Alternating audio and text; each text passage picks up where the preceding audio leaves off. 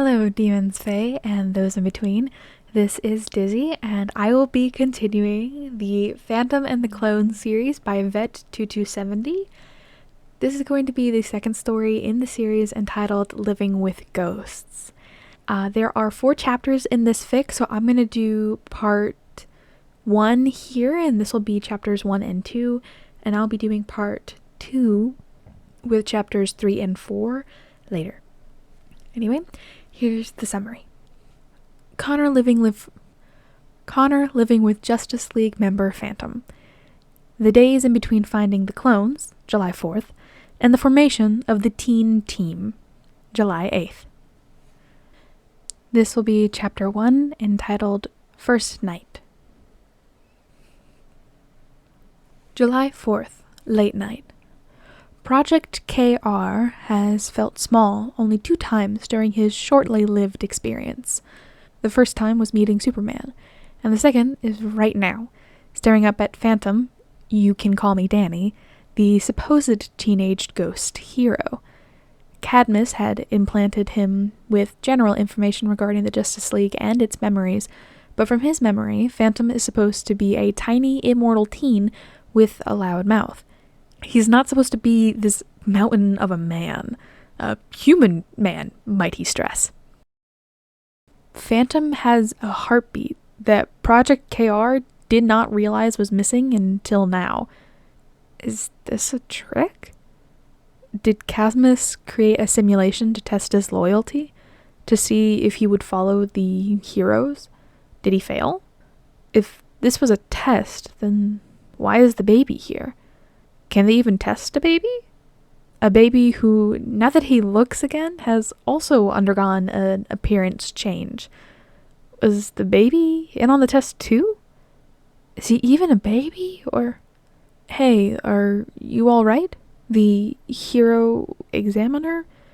Strange man asks, cutting off his mental spiral as he waves a hand in Project KR's line of sight. Sorry if the light blinded you. Probably should have given a warning. I never figured out how to get it to stop doing that. Project grits his teeth and prepares to fight. Even if the heroes didn't want him, he's not going to let Cadmus take him back that easily. He may have let his guard down once, but he won't make that mistake again. The man glances around the room, taking his eyes off Project KR, who immediately lunges to attack with a shout. The man turns his head at the sound, but has no room to dodge. Unlike Project KR's plan to knock out the examiner and run, he finds himself flying through the man and hitting the wall instead. What was that for? The man shouts, tightly cradling the unfazed baby to his chest. Project KR shakes off the landing and positions himself for a second attack. You're not taking me back, he growls. Taking you where? He silently glares up at the examiner for his refusal to give up the act. Listen, kid, can we do this tomorrow? The man rubs a hand down his face. It's been a long day, and I'm really not in the mood. Project KR cannot believe this. Does he even view him as a threat? He must be confident in whatever technology is keeping him untouchable. Is it the apartment? Is that the problem? I'm sorry about the mess. I'll pick it up. Wasn't exactly expecting company, the man says as he kicks a pile of broken appliances under the coffee table. The man glances at the other piles on top of the table and mutters, Okay, that's not safe. I'll have to clean that all out. Project KR has had enough of this game. He didn't think Cadmus workers would be able to play dumb for this long. Who are you? He asks in the most threatening voice he can muster. And what do you want? Why hasn't he already dragged him back to the labs? The man looks up sharply, a confused expression on his face. I'm Danny. Did I not mention that? Danny Fenton, Danny Phantom, take your pick. And I want to go to sleep, I guess? You're not Phantom. Yes, I am. No, you're not. I'm pretty sure I am. Project KR glares harder and bares his teeth. What is with this guy? There is absolutely no reason for Cadmus to hire an idiot who couldn't even keep his disguise on the whole time. Phantom isn't human. He can't believe he has to explain such a simple concept to this examiner. Phantom isn't... Oh, is this because... He waves a free hand at himself. 'Cause that one's on me for forgetting to explain. I'm only half ghost, so I don't stay as Phantom all the time. Project KR doesn't even bother with a glare. I'm serious! Watch. A ring of white light momentarily blinds Project KR, and he soon comes face to face with the hero Phantom he had been with earlier tonight. See? The ghost asks with a slight echo, lacing his words. There's no heartbeat. Project KR may not have extensive knowledge about technology, but he thinks this level of deception would definitely be out of Cadmus's abilities. Even the baby changed, which would be a bit overkill if this really was a trick. Half ghost, the teenager says, as the light reappears. Half human, the deep voice of human Phantom finishes. Half ghost, Project KR repeats numbly. All the previous fight drained out of him. He wonders what would have happened if Superman had taken him instead. Would he have revealed himself to be secretly half superhero? Half little boy? As if. Or halfas. That's what most ghosts call us anyway. Phantom continues, with zero care for his mental capacity for nonsense. Us? How many ghosts are there? How does something so ridiculous occur more than once? Phantom rocks the baby on his hip back and forth. There's Plasmius, me, my sister, and this little cutie. He gestures to the baby. Makes 4. And how does a half-ghost happen? Oh, lab accidents and cloning mainly. I see, Project KR says, not knowing how to end off the conversation. He has already had enough talks about cloning for one night. I don't want to fight anymore, he says belatedly, making sure Phantom doesn't still view him as a threat, if he ever did. He can't believe he attacked a superhero, the only one that actually wanted him, no less. Project KR can see Phantom's lip twitch. That's good, he says in what is meant to be a serious voice, but Project KR can hear him holding his breath. Unknown to him, Phantom is holding back from laughter. He doesn't think the super would appreciate it.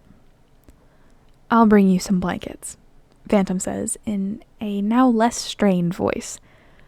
You will have to stay on the couch for now, but I'll figure out somewhere better soon. Then, in a volume that Project KR was probably not meant to hear, Phantom says, I'll have to ask Jazz to help me look for a new place. Project KR takes a closer look around the small, cluttered apartment in Phantom's absence. He's not sure where he was expecting a ghost to live, but the reality is underwhelming. Better than a cloning tube, he mutters to himself. That's the spirit, Phantom cheers as he walks back in with blankets and a pillow under his free arm, the baby fast asleep in the other. Hopefully better anyway.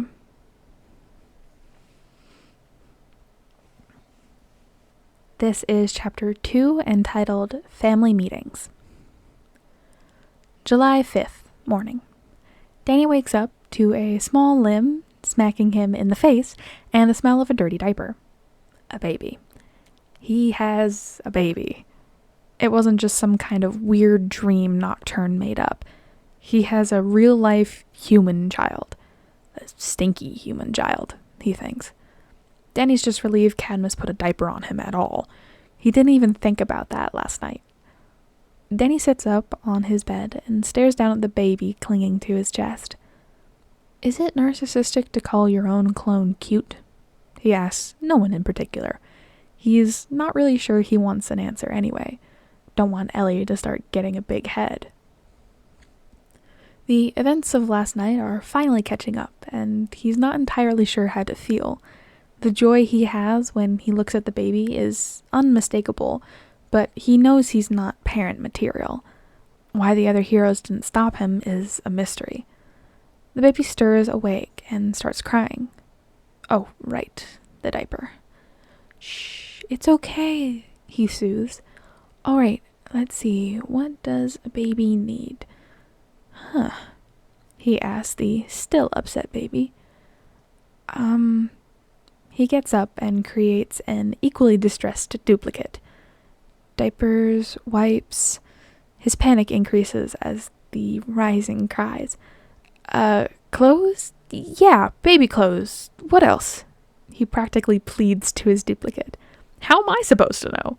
The copy asks, near hysterical. A half-asleep, half-panicked Kryptonian bursts through the doorway shouting, "What's wrong?" His expression becomes confused at the sight in front of him, his eyes quickly shifting between the two Dannys. The teen moves into an eerily familiar stance, and both Dannys yell, "Wait!" before the boy pounces again. Miraculously, the boy stops. Danny nods at the duplicate to transform and head off to the store, while the original continues to rock the baby in an attempt to calm his cries. The super lets the duplicate pass by with a palpable amount of suspicion. What is happening? The teen demands. Danny is sure he is meant to be intimidated, but his only thought to that tone is the fact that this kid definitely took notes from bats yesterday. Sorry for waking you, Danny says. Just having a bit of a baby issue. He tries a laugh to diffuse the situation, but it comes out more forced than he likes. The teen doesn't seem to notice, though, as he nods his head in acceptance, lowering his guard slightly. And the second phantom? Oh, he went out to buy some baby stuff, the half-elf reassures. That's not... Okay. He's not really sure what all of that was about, but right now Danny has other issues to focus on, namely the still crying baby. The volume decreased some, but he still doesn't know how to calm him down. Okay, how about food? He asks the baby. Are you hungry? He looks up at the teen. How about you? Are you hungry? Instead of answering, the boy just looks at Danny with a blank face. What is hungry? Danny sighs. One trip to the kitchen smacks Danny with his previous realization of his inability to parent. He stares miserably at the near-empty fridge and cabinets. How do you feel about eating out? He asks the boy. The baby sniffles, and the teen gives him another blank look. Danny can't help but feel this one is meant to be judgmental. At least they didn't have to wait long for issue number 1, number 2, depending on who you ask, to be solved, because the small form of Phantom flies into the room with his arms full of baby products. He dumps his haul onto a clear spot on the kitchen table. So I asked the employees what to get for a baby, the duplicate says. They asked how old, but I didn't know, so I said about this big. He holds out his hands in the approximate size of the baby. So I got the diapers and stuff you wanted, and then the employee asked if I even had a crib, which we don't, so we'll have to go back for that later. Wait, you bought a crib? Original Danny asks. The duplicate rolls his eyes. Yes, keep up. The ghost huffs in unwarranted exasperation. Then the employee helped me pick out everything a baby would need. We'll need to go back to the store with the truck to get it all. How much money did you spend? Danny asks, horrified. Don't worry about it, the duplicate dismisses. But look at these! He holds up small baby shoes. So tiny! The teen super shifts closer to inspect the items on the table. Oh, here, I got something for you too. The ghost looks through the bags until he finds what Danny assumes is the teen's bag and gives it to the kid. Just the basics, you know?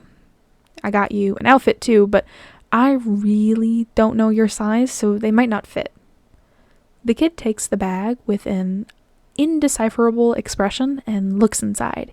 He picks up a stick of deodorant and tilts his head, frowning slightly.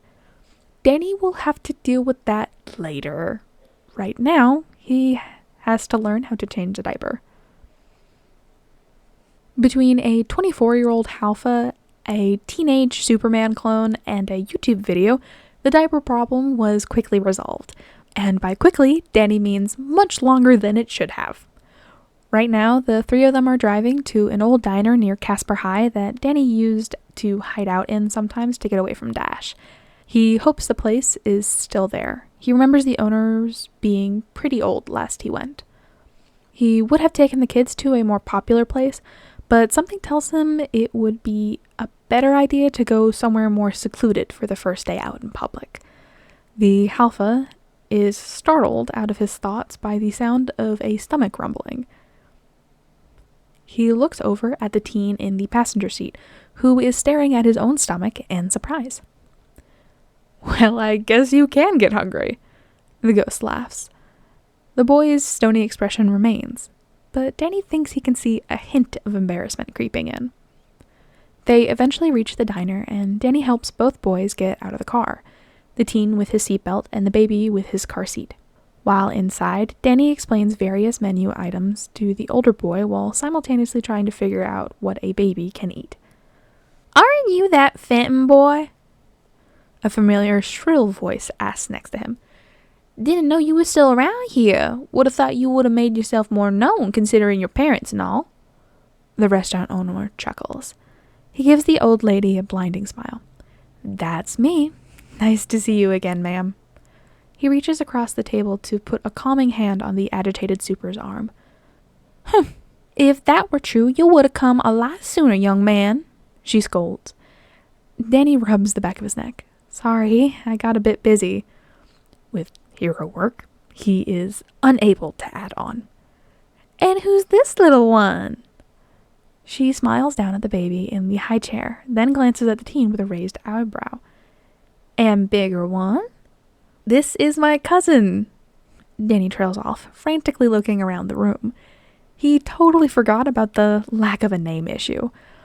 On the TV in the corner, an old show plays, and he hears the red-haired girl call out to someone named Connor. "Connor!" He can feel the kid jump in surprise under his hand. "And this is my son," he says and gestures to the baby. It feels weird to say that out loud, he thinks to himself. The woman gasps. "Oh, how precious! Let me get a better look at him." She turns to better face the baby. "Aww." She starts tearing up. "Time really does fly." Fanning her face, the woman says, "I still remember you as a boy. Now look at you." He gives her an awkward smile and thanks her, internally wondering if they can just make a run for it. As it is, the woman simply sighs and gets a faraway look in her face. "You were such a scrawny thing. Looked like a small breeze would have knocked you right over." He hears Connor snort. She puts Danny's face in her hands, making the Halfa stare into her teary eyes. "You've grown so much," she says with such sincerity that Danny's skin starts to itch. She finally leaves after taking their orders, and Danny can't help but put his head in his hands and groan. "We should have gone somewhere else," he mutters. The teen awkwardly pats his arm. "If it makes you feel any better, everyone already knows you were a scrawny kid. You still are." The Halfa groans louder. The super starts, but doesn't continue. Danny's curiosity about what could possibly stump such a confident kid overpowers his own mortification. He looks up to see the boy twisting a napkin and glaring at the table. He pauses when he notices Danny staring. "About earlier," the boy starts again, staring at the older Halfa. "You called me Connor." The teen breaks eye contact and goes back to looking down. "Is that my name?" "Oh." Danny wishes he hadn't been so hasty in deciding, but what is he supposed to say now? No? Sure, he could explain how the name was a last-minute impulse, but the uncharacteristic nervousness in the question has him shutting that idea down immediately. "Do you like it?" he says instead. "If not, we can pick something else," he adds on, in case he is misreading the situation. To Danny's relief, the boy simply shakes his head with a quiet, "It's good." At the sight of the small smile on Connor's face, Danny vows to take the name's true origin to his grave. After breakfast, Danny realizes he hadn't taken any pictures of the kids yet. He missed taking pictures of a newly dressed baby, but the oatmeal-faced ones will work. "What are you doing?" Connor asks. "I'm taking baby pictures," he answers, turning to take pictures of Connor and his syrup-covered mouth. "I'm not a baby," the teen says, glaring at the camera. Danny makes a non-committal noise. He's generous enough to let the comment slide. He sends matching messages into his family and friend group chats, then mutes his phone at the wave of buzzing that follows. "So, how'd you like the food?" "Aren't you going to answer that?" Connor looks at the phone in concern. "Nah, it's best to let them get it out of their systems." The teen opens his mouth to say something, but suddenly clicks it shut and tenses. "What's wrong?" the Alpha asks, instantly on guard. The boy doesn't answer, but Danny hears the faint sound of a very familiar siren. Oh no, Danny thinks. He didn't know they would recognize the background. The teen across from him is halfway out of his seat with his hands clenched, and Danny sighs. "It's all right, Connor. There's no danger." "But that noise, not a threat," he reassures, but amends the statement under his breath. "To us, anyway." He can't speak much for the rest of the town. Connor sits back down, but the tension in his posture remains. "What is that?" the boy asks, wincing at the close proximity of the noise. A crash sounds outside, and the doors slam open. "Danny boy!" a voice booms. Danny sinks down into his seat and wearily answers Connor. "My parents." Unsurprisingly, the owner kicked them out. She sent one final glare to the Fenton parents and insisted Danny bring the kids again. Outside, Danny's dad is able to get a better look at the boys and declares Connor a true Fenton after seeing how tall he is. "I'm not," Connor retorts, but is cut off by the high-pitched squeal of Danny's mother. "Oh, is this my grandbaby?" She holds her arms out for the baby in his arms. She gasps when she sees Connor and slaps Danny's shoulder. "You didn't mention there being two!" They eventually make it back to Fenton Works, and Danny is sure that enough time has passed for the group chats to calm down. While scrolling through the walls of text, a cold gust of his ghost breath builds up. Then a green portal next to him splits out a tiny black and white blur that tackles him to the ground. "Daniel Jackson Fenton!" the high-pitched voice of Ellie's ghost form shouts at him. "How could you text me, 'New clone just dropped,' with a picture of a baby and not answer my calls?" "Didn't want you screaming at me over the phone." "Well, now you gotta deal with it in person." She stands, making sure to stomp on his stomach, ignoring his pained oof, and floats away to coo at the baby. "What's his name?" she asked in revered awe. In his pained daze, it takes a moment for Danny to realize all eyes in the room are focused on him. "Oh." He sits up, still on the floor. He, doesn't have one yet?" He probably should have expected the shouts that followed. "We should name him Jack," offers his dad. With the inclusion of a video call to Jazz, Sam, and Tucker, the entirety of the Fenton family and friends are deciding what to name the baby. "Ooh, name him after me," Ellie requests. "What about Ellie or Elliot?" No, chorused three friends in sync with varying amounts of dread. A mix of voices and suggestions are thrown around in chaos. The baby in question is laughing as Ellie flies him around the room, calling him various names to see what he responds to. "What do you think, Connor?" Danny asks. The teen startles from being addressed, but contemplates the question for a while. "Baby," he declares. He pats the teen on the shoulder. "Maybe as a nickname." The boy nods satisfactorily. "Danny, Dan, Da, Nee," a voice above says. Danny looks up at the sound of his name, but he's not the one being addressed. Ellie has reverted to making random sounds at the baby instead of name suggestions. "What are you doing?" he calls up to her. Ellie glances at him and floats down a bit to avoid yelling over the ongoing shouting. "Trying to find baby names?" "You're not saying any names." Sure I am. How do you think I picked mine? Ellie remarks and goes back to making sounds stemming from his name. Nee. She trails off when she notices the baby perking up at the sound. Denny rolls his eyes at the smug smirk she throws his way. Neen, she tries, but the baby only stares. Neve, no response. Niece, Connor suggests, but gets the same reaction. Neil? The baby tilts his head. Neil? Connor repeats, smiling widely when the baby giggles. Denny pats the kid on one shoulder in pride, pointedly not thinking about who's going to break the news to the others. Eventually, Ellie takes Connor and Neil away to form some kind of clone union, so Denny heads back to the lab to see if he can find some way to ghost-proof his new baby items. While there haven't been any incidents yet, he doesn't want to risk the baby having a power mishap and falling out of the crib or something. The whole ride in the car today had Denny constantly checking to make sure the baby didn't phase through the seat. He passes by some containment cells and has a mini moral crisis on whether it would be ethical to use it as a playpen. It doesn't look too different from the playpens the duplicate saw at the store.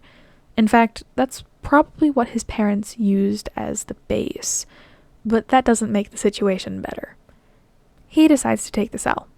He'll have to figure out some way to decorate it or create a whole new one, but until he ghost-proofs the rest of the baby stuff, this will have to do.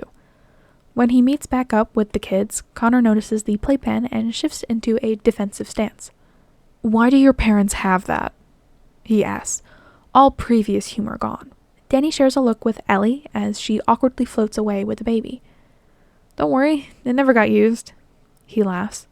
For better or worse, his parents were awful ghost hunters.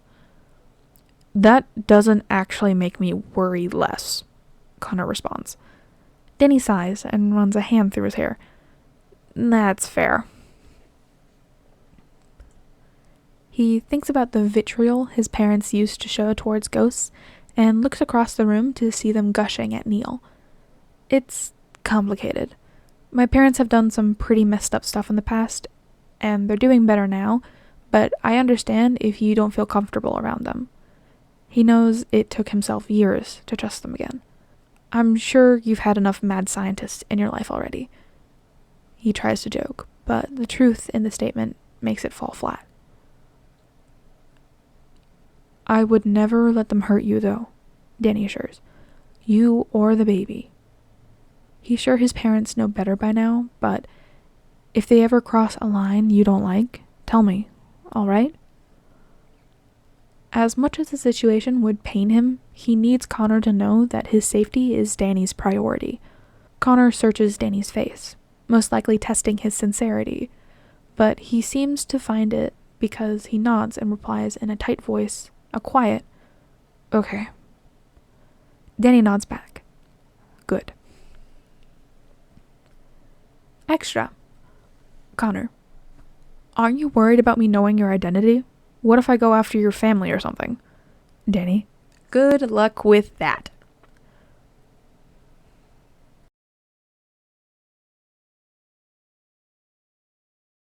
This concludes the reading of Living with Ghosts Part 1 by Vet2270.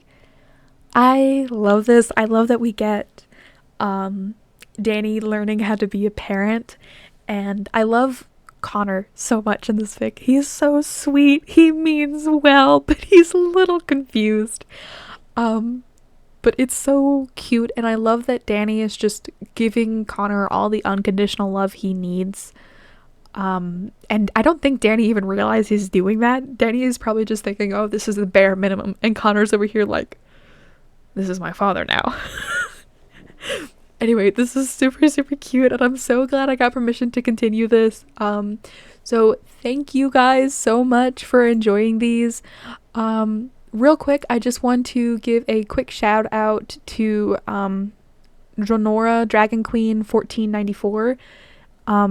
For this recommendation. This entire series has been wonderful, and I can't wait to continue posting on this.